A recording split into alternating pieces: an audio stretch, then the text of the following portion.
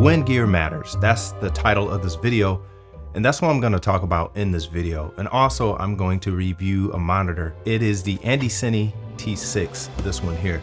So first, let's just get into the whole thing of gear, because yes, this has been talked about before on many different channels, but I just want to give you my version and my opinion on the whole gear thing. Some time ago, a man by the name of Christopher Yadisberg said that gear didn't matter. I'm Christopher Yadisberg. It is my belief that what you do with your camera is the biggest thing. Do you know how to use it? Do you know the ins and outs? Do you know how to create a story that's interesting? Now, if you don't know at all how to use a camera, and you don't know how to get the most out of it, then gear doesn't matter. Okay, I made all that up. I don't know who said it, but somebody said that gear didn't matter. And when they said that, the person hearing it took the straw man argument and they said, are you saying that gear doesn't matter at all? Because without gear, you can't shoot anything. And that completely misses the point of the saying gear doesn't matter. When the person says gear doesn't matter, it doesn't mean that they're saying gear isn't needed and it doesn't matter at all. What they're saying is we're putting too much emphasis on gear, and because we're putting too much emphasis on gear is causing us to not be creative, and we're putting all of our attention on the gear. So when I hear the phrase gear doesn't matter, that's what I interpret that to mean. I'm not saying that gear doesn't matter at all. That would be foolish to believe that. After all, we need gear, and we all know that. At least sane thinking people know that you need gear to be able to shoot something.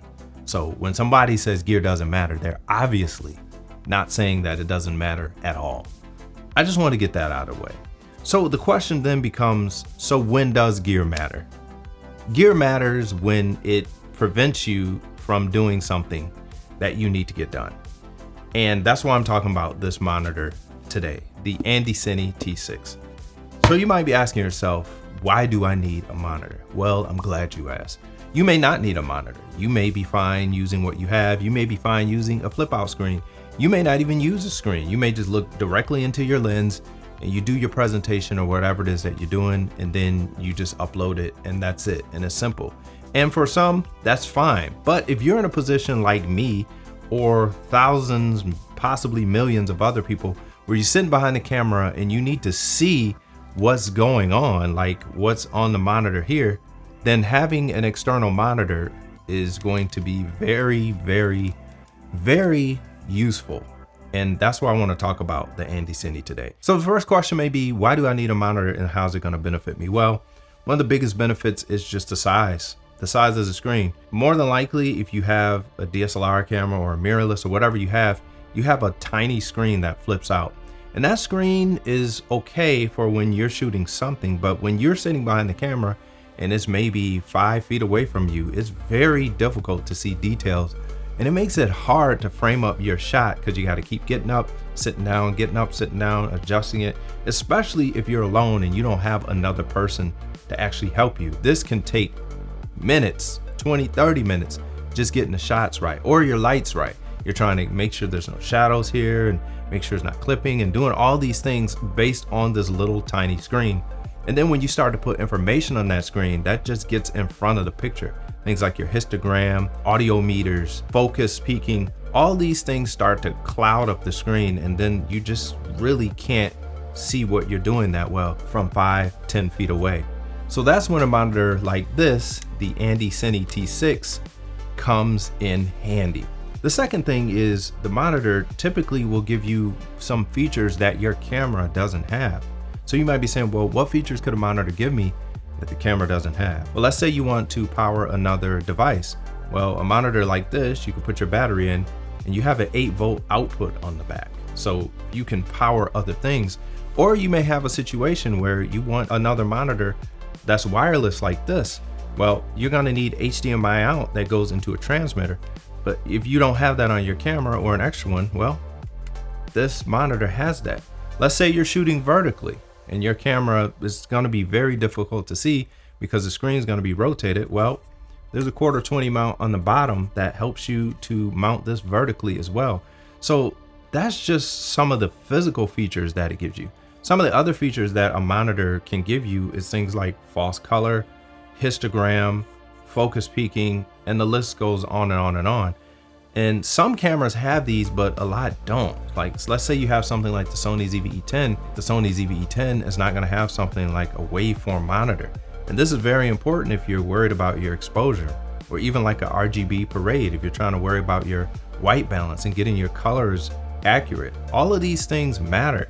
And then another thing, that if you have something like the Sony ZV E10 Mark II and you're shooting in 10-bit, well, what if you want to look at your footage and you want to have a LUT? Well, if your monitor supports LUTs, then you can actually see what the final picture looks like with a monitor. So these are some reasons why you will want a monitor.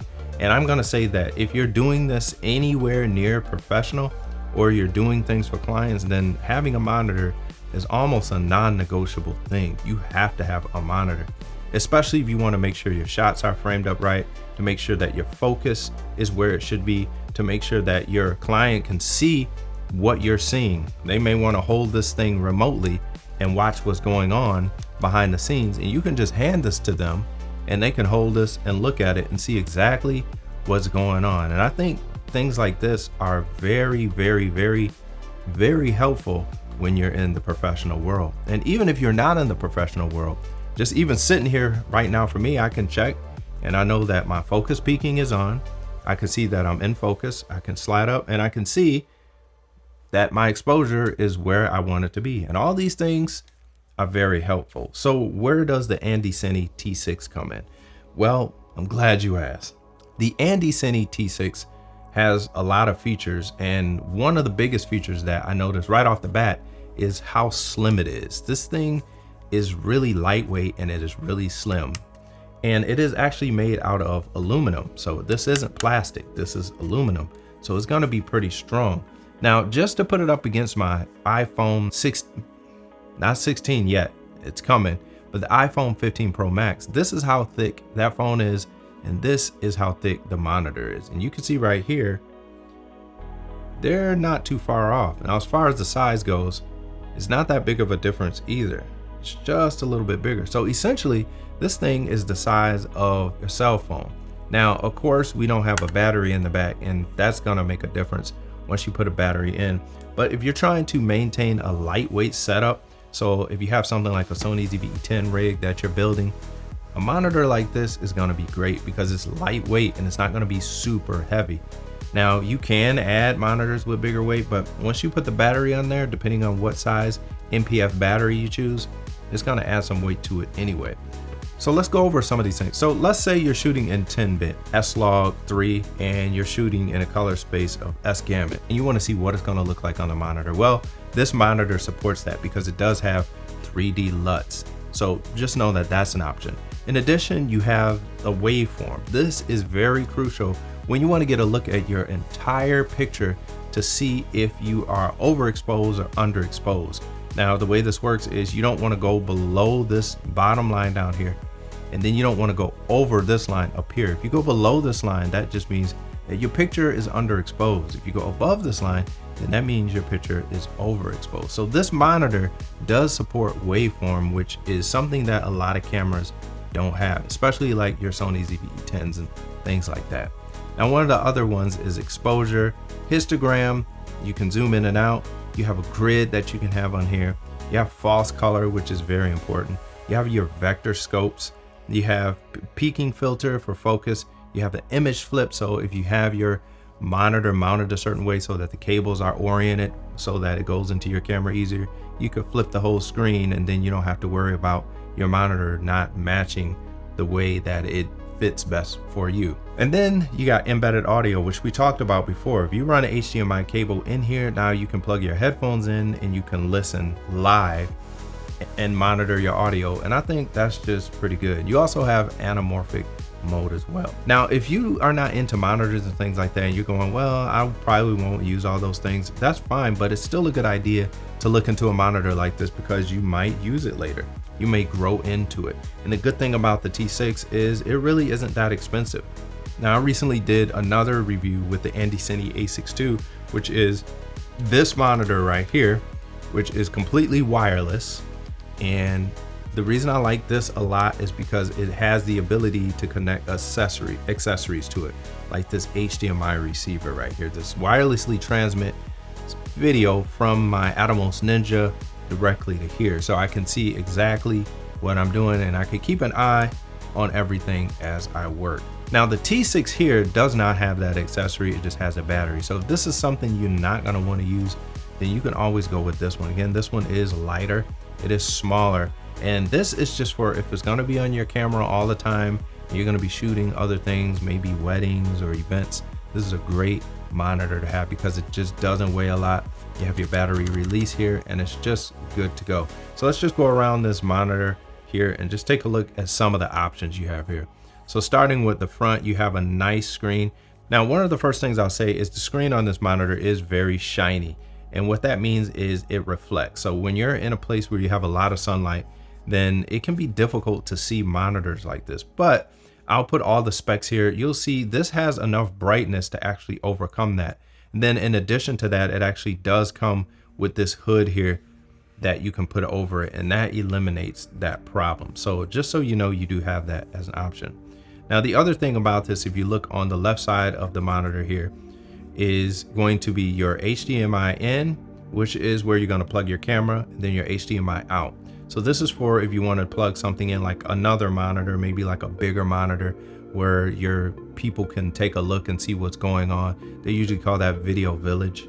Or you can connect something like an HDMI transmitter like the one I have here on this. Now, again, you don't have that connection, but if you want to connect an additional output here, you can do that.